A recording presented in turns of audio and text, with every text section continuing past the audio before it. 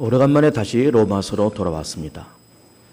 로마서 3장 19절부터 이 본문의 말씀은 하나님에게는 무슨 고민이 있고 또 사람에게는 또 어떤 고민이 있을까? 이렇게 하나님과 사람의 고민에 대한 문제가 기록이 되어 있습니다. 먼저 하나님의 고민은 그것은 23절에 기록이 되어 있습니다. 모든 사람이 죄를 범하였음에 하나님의 영광에 이르지 못한다. 하나님의 영광이라는 것이 뭘까? 영광은 어떤 축복의 세계, 어떤 의의 세계, 생명, 영원, 그리고 천국의 세계, 죄사함의 세계, 그리고 진리의 세계, 이것이 하나님의 영광이죠. 그런데 그 모든 영광이 있음에도 불구하고 사람은 죄 때문에 그 영광에 이르지 못한다라고 하는 것이죠. 그래, 우리는 이 말씀을 보면서 하나님의 고민은 사람들로 하여금 영광 가운데 들어오기를 원하신다라고 하는 하나님의 의도를 알 수 있고 하나님의 고민도 알 수가 있는 겁니다. 모든 인류가 하나님의 영생의 세계, 생명의 세계, 축복의 세계로 또 진리의 세계로 들어오기를 하나님은 원하시는데 그 장벽이 죄라고 하는 장벽이 그 가운데 놓여져 있다. 이렇게 말씀을 하시고 있습니다. 그러면 사람이 가질 수 있는 고민은 또 뭘까라고 하면은 우리는 세상 살면서 당장 먹고 사는 일이 급하고 그러면서 우리는 직업을 갖고 돈을 벌고 가정을 꾸리고 아이들을 기르면서 그렇게 열심히 세상을 살지만 우리가 세상을 살면서 엄연히 닥칠 수밖에 없는 삶의 여정이 있는 거예요. 그것은 뭘까요? 인생을 살면서 죽음이 찾아오고 죽음 이후에 하나님의 심판이 있고 결산이 있고 그리고 내세가 있고 그런데 그런 인생의 여정이 있음에도 불구하고 대부분의 사람들은 사람이 왜 죽는지를 심각하게 고민하지 않고 또 이렇게 살면서 내가 하는 말, 행동, 결단 이 모든 것에 대한 어떤 결산이 있는 하나님의 심판대 앞에서 어떤 결산이 있음에도 불구하고 사람은 그것을 의식하지 아니하고 고민을 하지 아니하면서 세상을 살아간다라고 하는 겁니다. 또 분명히 내세가 존재하는데 천국이 있고 지옥이 존재하는데 그것조차도 역시 고민하지 아니하고 깊이 또 생각하지 않는 우리 인간의 부족한 모습이 다 있는 겁니다. 그런데 우리는 이 본문을 보면서 또 중요하게 우리가 이 본문에서 봐야 될 것은 의라고 하는 그런 개념이에요. 사실은 의라는 개념은 굉장히 이 성경에서 중요한 비중을 차지하고 있는 그런 부분이고 또 우리가 이 의라고 하는 개념을 머릿속에 잘 정리해서 집어넣을 필요가 있습니다. 물론 이 의의 개념을 다른 각도로 여러 가지로 표현할 수 있겠지만은 이 의는 두 단어를 여러분이 생각을 해 주셨으면 좋겠어요. 그것은 바로 용납과 수용이라는 말이에요. 용납과 수용. 내가 하나님께로부터 용납될 수 있는 그 상태. 또 하나님의 나라로부터 내가 수용될 수 있는 그 상태. 이것이 바로 의입니다. 하나님이 전지전능하시고 살아계시고 진리의 본체 되시고 복의 근원 되신 그 하나님이신데 의와 정의가 있는 그 하나님인데 그 하나님께로부터 내가 수용될 수 있는 그 상태. 천국이 분명히 존재하는데 그 천국으로부터 우리가 수용될 수 있는 그런 상태. 이것이 바로 의인 겁니다. 그래서 우리가 늘 의라는 개념을 생각할 때 용납과 수용이라는 두 단어를 여러분들이 머릿속에 딱 기억하면 거의 의라는 개념을 여러분들이 파악을 하고 있는 거예요. 굉장히 심오한 주제입니다, 사실은. 그런데 오늘 본문에서 말씀하신 것처럼 하나님의 고민은 많은 사람들이 하나님의 영광에 들어오기를 원하고 사람도 그렇게 가기를 원하지만은 죄라고 하는 장벽이기 때문에 우리가 그 하나님의 영광에 도달하지 못한다. 또 의라고 하는 개념이 용납과 수용이라는 개념을 이렇게 설명하고 있지만은 결국 그것도 사람이 아무리 애를 쓰고 내가 용납받아야 되겠다. 내가 천국으로부터 수용당함을 받아야 되겠다라고 사람이 고민하는 사람도 없고 또 실제로 우리가 고민하면서 발버둥을 친다 그럴지라도 어느 누구도 하나님 앞에 용납되고 수용될 수 있는 사람은 아무도 없는 거예요. 성경은 분명히 말하기를 의인은 없네 하나도 없다. 그리고 모든 사람의 죄를 범함에 하나님의 영광에 이르지 못한다라고 하면서 어느 누구도 의라는 것이 정말 좋은 것이고 용납과 수용이라는 개념이 참 좋은 거지만은 어느 누구도 하나님 앞에 용납될 수 있는 사람은 아무도 없고 천국으로부터 수용될 수 있는 사람도 아무도 없다고 그렇게 말씀하시는 겁니다. 왜 그럴까? 죄 때문에 그런 겁니다. 죄 때문에. 그런데 그러면 하나님의 영광의 자리에 용납과 수용이라는 개념이 너무나 좋은 말씀인데, 그러면 그것을 우리가 고민을 해보자 라는 말씀을 드리는 겁니다. 어떻게 내가 하나님께로부터 용납될 수 있을까? 천국으로부터 어떻게 수용될 수 있을까라고 하는 것을 한번 고민해보고, 사람이 왜 죽을까? 내가 이렇게 살면서 어떤 결과가 찾아올까? 하나님은 내 인생에 어떤 결산을 내릴까? 이런 것도 우리가 고민을 해보고, 천국이 분명히 존재하는데 그 천국으로부터 내가 정말로 수용될 수 있는, 용납받을 수 있는 그런 존재일까라고 하는 것을 우리가 고민해 볼 필요가 있다는 말씀을 드리는 겁니다. 그런데 중요한 것은 고민하는 것이 좋지만 실제로 그런 문제에 대해서 이 땅에 있는 사람들이 심각하게 그 문제를 고민하는 사람은 별로 없습니다. 또 고민한다 그럴지라도 거기서 해결 방법을 찾을 수가 없는 겁니다.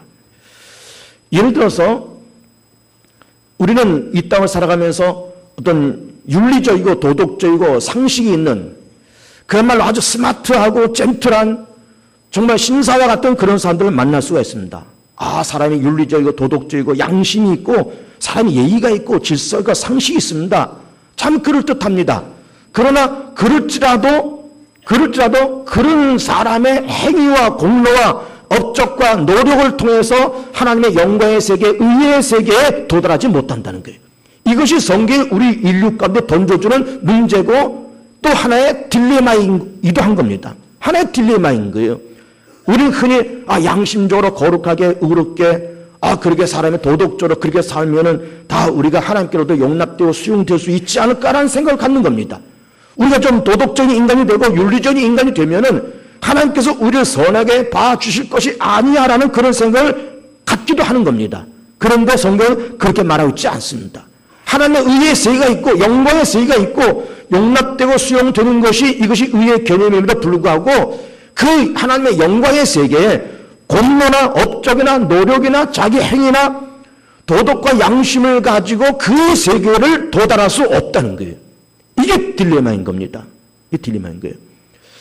자, 그러면 우리는 그럼 도덕과 윤리가 필요 없는 걸까라는 생각을 갖는 겁니다.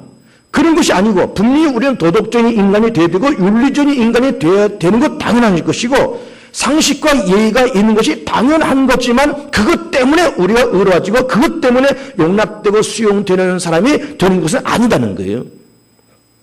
그러면 왜 우리는 사람을 이렇게 딱 놓고 보면서 저 사람 참 윤리적인 사람이고 또 도덕적인 사람이고 상식과 예의가 있는 사람이라고 그렇게 말을 하지만 성경에서는 뭘 보려고 그런가 하면 그 사람은 내면의 세계를 보고자 하는 겁니다. 그 사람은 내면의 세계. 실제로 우리는 우리 자신도 그렇고 아니면 교회 바깥에 있는 어떤 제3자가 그럴지라도 정말 윤리와 도덕과 양심을 사랑하는 사람이 있다 그럴지라도 그 사람의 내면의 세계를 한번 들춰보면 거기는 복잡한 것들이 들어있는 거예요. 복잡한 것들이. 그 속에 분노가 있습니다. 욕망이 있습니다. 시기가 있습니다. 교만함이 있습니다. 탐욕이 있고요. 그리고 이기심이 있습니다. 그리고 착각이 있고 그리고 한없는 음욕이 있고 그리고 어떤 탐욕이 있고 분노가 솟아오르고 그러면서 때로는 잘 되면 교만하고 안 되면 의기소침하면서 좌절하는 그런 우리의 연약한 모습이 우리 속에 다 들어있는 겁니다. 그러니까는 참 도덕적이고 윤리적인 사람이 우리는 분명히 돼야 되겠지만 또 우리도 그런 사람이 돼야 되고 그런 사람들 많이 만나지만은 우리 내면의 세계를 뜯어보면 우리도 마찬가지고 세상에서는 마찬가지고 그 속에는 별별 인간의 추악한 모습이 정말 건드리기 쉽지 않은 그런 복잡한 생각의 구조가 우리의 영혼 속에 우리 내면의 세계에 가득히 들어있더라 그 말이에요. 이것이 우리 인간의 딜레마인 거예요. 하나님은 그런 것을 아시지 않습니까? 하나님의 영광의 세계가 분명히 존재하는데 용납되고 수용될 수 있는 그런 세계가 분명히 존재하는데 인간의 공로와 업적과 양심과 도덕과 윤리를 가지고는 그 세계를 접근할 수 없다 이 말이에요. 그래서 인간에게 의로움의 길을 열어주시기 위해서 하나님은 독생자를 이 땅에 보내시잖아요. 무엇으로 보내신다고 말씀하고 있습니까? 오늘 본문에서는 화목제물로 보내셨다는 거예요. 화목제물로. 그러면서 우리 인간의 모든 허물과 죄, 우리 속에 있는 죄, 드러나는 죄, 우리 인류의 과거, 현재, 미래 모든 죄를 우리 인간은 감당할 수 없으니까 이거를 예수 그리스도에게 다 담당시키시고 그리고 예수께서 우리를 대신하시고 우리를 위해서 십자가에서 죽으시면서 그러면서 우리에게는 의로움의 길을 열어주시는 거예요. 그러면서 우리 가운데 말씀하신 것은 믿어라라고 말씀하시고 있고, 믿기만 하면 그 사실을 인정하기만 하면 내가 은혜를 주겠다고 말씀하신 것이 복음이고 이것이 하나님의 은혜인 겁니다. 근데 우리는 믿음이란 말을 늘 하면서 로마서의 큰 주제도 사실은 믿음이지만은, 믿음이라는 것을 저는 지난주에 이렇게 설명해 드렸습니다. 믿음은 첫째 하나님과 만남이다. 그리고 믿음은 하나님과의 교제고, 그리고 믿음은 하나님과의 관계성 형성이다. 이런 말씀을 드린 바가 있습니다. 예수를 통해서 하나님 만나고 하나님과 교제하고 하나님과 관계성 속에 들어가고, 관계성이라는 말이 뭘까요? 아무 관계가 없으면 아무 역사도 일어나지 않는 겁니다. 그러나 우리가 예수를 통해서 하나님 만나서 하나님 나를 아들로 인정해 주시고, 나는 하나님을 아버지를 그렇게 믿으면서 그렇게 아버지와 아들, 부자, 왕과 신하의 관계, 주인과 종의 관계, 창조주와 피조물의 관계, 그리고 예배를 드리는 자, 예배를 받는 분으로서의 그런 관계성이 형성되는 것이 믿음이라고 말씀을 드렸습니다. 그러니까 우리는 도덕과 윤리와 상식적인 사람이 되어야 되겠지만은 우리 속에 내면의 세계는 복잡하고 추악한 것이 있다. 그래서 이 죄와 이 복잡한 내면의 세계 때문에 우리 하나님의 영광의 세계, 용납되고 수용될 수 있는 세계에 우리 들어갈 수가 없다. 그래서 하나님께서 이 땅에 길을 열어놓으셨는데 독생자를 이 땅에 보내시고 화목제물로 하나님과 인간을 화목시키시고 하나님과 죄를 화목시키시고 창조주와 피조물을 화목시키려고 중보자로서 예수가 오셔서 예수께서 우리 허물과 죄를 담당하시고 십자가에서 죽으시는데, 죽으시면서 생명의 길과 의의 길을 열어놓으시면서 값없이 생명을 주시고 값없이 용납되고 수용되고 값없이 하나님의 영광으로 들어오신 길을 열어놓으시면서 우리에게 요구하신 것은 믿음이었다 이거예요. 믿음이었다. 그럼 믿음은 무엇일까? 지난주에 말씀드린 것처럼 만남이다, 교제다, 그리고 관계성이다 이렇게 말씀드리면서 오늘 본문의 내용을 통해서 믿음을 다른 각도로 해석한다 그러면 믿음은 시인이고 고백입니다. 믿음은 시인이고 고백이에요. 로마서 10장 9절 10절 말씀에서 그런즉 너희가 예수를 주로 시인하고 하나님께서 그를 죽은 자 가운데서 살리신 것을 마음에 믿으면 너희가 구원을 받으리니 사람의 마음으로 믿어 의에 이르고 입으로 시인하여 구원에 이르느니라 이렇게 말씀을 하시고 있는 거예요. 그 말씀에서 로마서 10장에서 말씀하신 그 말씀 속에 중요한 단어는 뭔가 하면 시인이라는 겁니다. 우리는 공로가 없습니다. 우리는 도덕과 양심과 우리의 공로와 업적을 아무리 세상에 쌓아놓는다 그럴지라도 우리 속에 내면에 깊숙이 있는 그런 부패함, 깊숙이 있는 그런 이중성, 깊숙이 있는 죄의 뿌리가 우리 가운데 있기 때문에 하나님의 영광의 자리에 도달하지 못한다 이 말이에요. 그 하나님께서 독생자를 이 땅에 화목제물로 보내셨고 우리의 죄를 십자가에 정리하셨는데 그거를 일단은 시인해보라고 말씀하고 계십니다. 시인해보라. 믿어라. 믿으면 그 시인인 겁니다. 하나님의 살아계신 것을 내가 믿나이다. 하나님의 말씀을 세상 만물을 창조하신 것을 내가 시인하나이다. 나도 하나님께서 만드신 것을 내가 시인하나이다. 나는 허물과 죄가 많아서 하나님의 영광의 세계, 수용되는 세계, 용납되는 세계에 난 들어갈 수가 없나이다. 그러나 화목제물로 보내신 하나님의 아들, 당신의 아들, 그 나의 주님이신 예수가 나를 대신하고 인류를 대신해서 십자가 죽으시고 그로 부활하셨음을 내가 믿나이다. 승천하서 하나님 보좌 우편에 앉아 계시고 이 땅을 다시 심판하시러 재림하실 예수를 내가 믿나이다. 시인하나이다. 나는 죄인으로서이다. 라고 시인하는 것, 이것이 바로 믿음인 거예요. 이것이 바로 믿음인 겁니다. 그렇게 시인할 때, 그렇게 믿을 때 우리가 무엇을 주시겠다고 약속하시는가 하면 그렇게 시인만 하면 내가 간구하겠다고 말씀하고 있어요. 간구하겠다. 25절 말씀 보면 간구란 말이 나오고 있습니다. 중간에 보면 이는 하나님께서 길을 참으시는 중에 전에 지은 죄를 간구하심으로 자기의 의로우심을 나타내게 하심이니, 간구란 말이 뭘까요? 쉬운 말이면서 사실 어려운 말입니다. 이거는 이 간구라고 하는 이 단어는 우리가 로마서라는 이 유명한 책을 우리가 보면서 로마서를 우리는 많은 것을 읽었으면서 간구라는 말을 심각하게 생각을 못했습니다. 별로 중요하지 않은 단어 같지만 이 간구라는 단어는 굉장히 중요한 단어예요. 간구가 뭘까? 그냥 지나간다는 거예요. 쉬운 말로 그냥 지나가겠다는 거예요. 자, 우리가 시인했으니까, 내가 믿고 내가 시인하니까 하나님께서 시인하고 믿는 우리의 그 고백과 시인을 바라보시면서 우리의 과거의 죄와 현재의 죄와 미래의 죄를 없는 것으로 그냥 지나가겠다는 거예요. 그건 문제 삼지 않겠다는 거예요. 그 죄로 말미암아서 너는 내 영광의 세계, 이 의로움의 세계, 용납되고 수용되는 세계에 너는 그 죄 때문에 못 오지만 네가 믿으니까, 네가 고백하니까, 네가 시인하니까 그 모든 죄를 내가 죄로 여기지 않겠다는 거예요. 죄로 여기지 않겠다는 거예요. 이것이 간과인 거예요. 근데 그 간과는 그렇게 그냥 지나가겠다는 그 간과는 유대인이나 이방이나 차별이 없다는 말씀을 하시고 있습니다. 그 말씀이 어디 있는가면은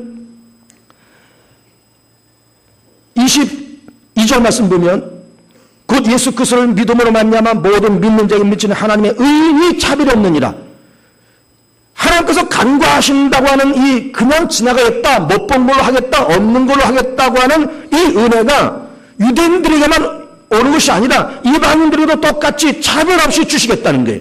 동서고금을 막론하고 유대인은 이방인이든 남녀노소를 막론하고 지신이든 야만이든 자기 죄를 시인하면, 예수가 주라는 것을 시인하면, 예수가 나를 위해서 십자가에 죽으셨다는 사실을 시인하면, 창조주 하나님이 계시다는 것을 시인하면, 내가 죽을 수밖에 없는 죄인이라는 것을 시인하면, 내가 이 죄로 만나면서 하나님의 영광의 세계와 수혜의 세계와 하나님의 영광의 세계를 도달하지 못한다는 것을 내가 시인하고, 그러나 예수를 통해서 그의 세계에 들어가고 싶다라고 내가 시인하면 모든 죄를 간과하시고 차별 없이 우리 가운데 은혜를 베푸시겠다고 그렇게 말씀을 주시고 있어요. 은혜를 베푸시겠다. 이것이 복음인 겁니다. 어떻게 보면 로마서 3장에 있는 이 본문의 말씀 19절부터 31절까지의 말씀이 이것이 로마서의 핵심이고 복음의 핵심이라고 볼 수가 있습니다. 그러면서 그렇게 간과하시고 은혜를 베풀어 주시면서 하나님도 의롭다라고 여김을 받고 믿는 자에도 의로움을 주시겠다고 약속하고 있습니다. 하나님도 그렇고 우리도 그렇고. 그 말씀이 어디 있는가 하면 26절입니다. 보시면 곧 이때 자기의 의로우심을 나타내서 자기도 의로우심이었던 예수 믿는 자를 의롭다고 하십니다. 하나님도 의롭다를 받고 싶다는 거예요. 그리고 의로움이라는 것을 사람에게도 주고 싶다는 겁니다. 이게 도대체 무슨 말일까? 자, 보세요. 하나님의 의는 뭘까요? 하나님의 의는 선은 선으로, 악은 악으로, 의는 의로, 죄는 죄로, 의는 칭찬하고 상급 주고, 그리고 죄인은 형벌을 주고 죄인은 정죄하고 저주하고, 이것이 하나님의 의입니다. 선한 사람을 핍박하고 악한 자에게 상급을 주는 것은 이건 의로운 세계가 아닌 거죠. 만약에 그런 하나님이라면 하나님은 의로운 하나님이 아닙니다.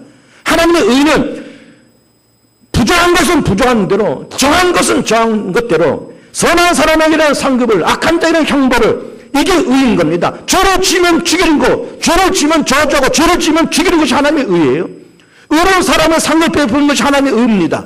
그런데 인간이 죄를 지어서 죽을 수밖에 없지만 과거에는 짐승이 사람을 대신해 죽으시고 신약에 넘어서는 예수님께서 우리를 대신해서 십자가에서 죽으심에 하나님은 죄라고 하는 것을 절대로 그냥 넘어가지 아니하시고 반드시 어떤 형벌과 진노가 따라오는구나. 과거 구하실 때는 죄인이 죄를 졌지만 그 죄 대신에, 그 죄인 대신에 짐승을 처형하시고, 시장에 넘어서는 죄인 대신에 당신의 아들 예수 이 땅에 보내시고 예수를 처형하시면서 죄의 싹은 사망이고 하나님의 은사는 예수에 있는 영생이라는 것을 분명히 말씀하시는구나. 하나님의 말씀은 1점이라도 변함이 없고, 하나님의 말씀은 과거나 현재나 미래나 1점이나 변함이 없구나. 하나님은 의는 의대로, 죄는 죄대로 그렇게 하여 나가신구나 라고 하는 것이 십자가 사건을 통해서 증명됐다 이 말이에요. 하나님은 의로우신 분이다. 죄는 정죄하시는데, 죄는 처형시키는데 사람에게 그 죄를 묻지 아니하고 당신의 아들에게 물으시고, 그러면서 하나님은 의로운 분이라는 것이 증명됐다는 거예요. 그리고 믿는 자도 물론 의로워지고, 그러니까는 예수 믿는 우리도 예수 때문에 의로워지고, 하나님도 의로워지고, 누구 때문에? 하나님의 아들 예수의 십자가 사건 때문에 그렇게 하나님도 의롭고 우리도 의롭고. 다만 누구는 그런 고통과 저주 가운데 들어가느냐? 사단과 죄와 사망 곳에만 영원히 꺼지지 않는 유황불 그대로 들어가면서 사단과 모든 죽음은 저주받고 들어가고, 모든 어둠의 곳으로 그렇게 저주받고 들어가고, 하나님도 의로워지고 예수 믿는 우리도 의로워지고, 그러면서 우린 죄로 말미암아서 하나님의 영광을 이루지 못하는 사람들이지만은 예수 때문에 모든 죄를 내어 던지고 이제는 간과하신다는 하나님의 은혜를 덧입어서 이제는 차별 없는 하나님의 은혜를 받으면서 우리는 이제 예수 때문에 죄를 버리고 하나님의 영광의 세계 수용되고 용납될 수 있는 그런 길을 가게 되었다고 하는 이 복음의 내용을 본문에서 말씀을 하시고 있는 겁니다. 그러면서 오늘 본문에서는 마지막에 그럼 율법을 폐해야 되느냐? 율법은 파기해야 되느냐? 율법으로 의롭다를 받을 육체가 없고 율법으로 구원받는 것이 아니니까 율법을 버려야 되느냐? 그러면서 본문에서는 율법을 파괴하느냐? 그럴 수 없다 말씀하고 있어요. 그럴 수 없다. 도리어 율법을 굳게 세운다. 굳게 세운다. 이것이 무슨 말일까? 로마서를 읽어나가면서 여러분들이 이런 구조를 여러분의 머릿속에 기억을 해 주시기 바랍니다. 항상 모든 것을 원칙으로 시작하는 거예요. 세상에는 원칙이 무너지면 다 무너집니다. 물론 은혜도 필요하지만 은혜 이전에 원칙이 필요한 거예요. 용서하기 전에 먼저 네 죄가 뭔지를 인정하는 것이 필요한 겁니다. 조금 전에 말씀드린 것처럼 시인이 중요하다 그랬잖아요. 믿음은 시인이다. 그러면 내가 죄인의 사실을 시인하고 하나님이 살아계신 것을 시인하고 예수가 나 때문에 죽었다는 것을 시인할 때 하나님께 은혜를 베푸는 거지 시인하지 않으면 은혜를 베풀 수가 없는 겁니다. 내가 죄인이라는 사실을 시인하지 않는데 하나님이 살아계신 것을 시인하지 않는데 무조건 은혜를 베풀 수는 없다 이 말이에요. 그래서 하나님은 우선 원칙인 율법을 주시면서 그 원칙과 율법을 받으면서 그 율법 앞에 무기력하고 율법을 통해서 죄를 깨닫고 하나님의 원칙 앞에 우리는 너무나 부족하고 무능하고 율법을 통해서 죄를 깨닫는 우리가 예수 앞에 나가서 우리 허물가치를 용서해달라고 우리가 자복하면 저는 믿으시고 의로와서 우리의 모든 죄를 사하셔서 하나님도 의로워지고 예수님은 우리도 의로워지고 그리고 하나님의 영광에 들어가고 수용되고 용납될 수 있는 관계에 들어가고 하나님의 자녀가 되어서 그야말로 예수 안에서 영원히 되고 범사되고 강건해지는 그런 축복을 받으면서 살면서 그래서 율법을 버리는 것이 아니라 다시 유턴해서 율법으로 돌아가서 이제 구원받고 의로워지는 차원의 율법이 아닌 이제는 믿는 사람의 도리와 삶의 규범으로서 율법을 지키며 살아가는 것이 이것이 신앙인의 올바른 삶의 길이라고 말씀을 하시고 있는 거예요. 그러니까 율법을 통해서 죄를 깨닫고 예수 앞에 나가서 죄를 용서받고 의로워지고 다시 율법으로 회개해서 유턴해서 이제는 삶의 도덕으로서 규범으로서 양심으로서 율법을 지키고 그 율법을 지키면서 의로워지는 건 아니지만 믿는 자로서 적어도 10계명 지키고 믿는 자로서 율법을 지키고 믿는 자로서 삶의 규범을 적어도 이 정도로 되어야 된다는 삶의 규범을 가지고 살아가는 것이 믿는 사람의 올바른 삶의 도리다 이렇게 말씀을 하시고 있는 겁니다. 이 말씀을 꼭 기억하시면서 오늘 말씀 속에 꼭 한 가지 기억할 것을 믿음은 뭐다? 믿음은 시인이다. 하나님을 내가 시인하고 예수를 시인하고 나 자신의 죄인됨을 시인하고 예수를 통해서 의롭게 된다는 것을 시인하고 나는 죽을 수밖에 없는 죄인의 사실을 시인하고 그리고 예수를 통해서 예수를 의지해서 용납되고 수용되고 하나님의 영광에 도달한다는 것을 시인하면서 그렇게 시인했더니 하나님의 은혜가 베풀어 주시고 간구하시고 하나님의 의의 세계 믿음의 세계로 우리를 이끌어 가신다는 그 믿음 속에 이 땅에서 예수 때문에 잘되고 행복하고 예수 때문에 좋은 일이 많아지는 우리 귀한 삶 되시기를 축복합니다.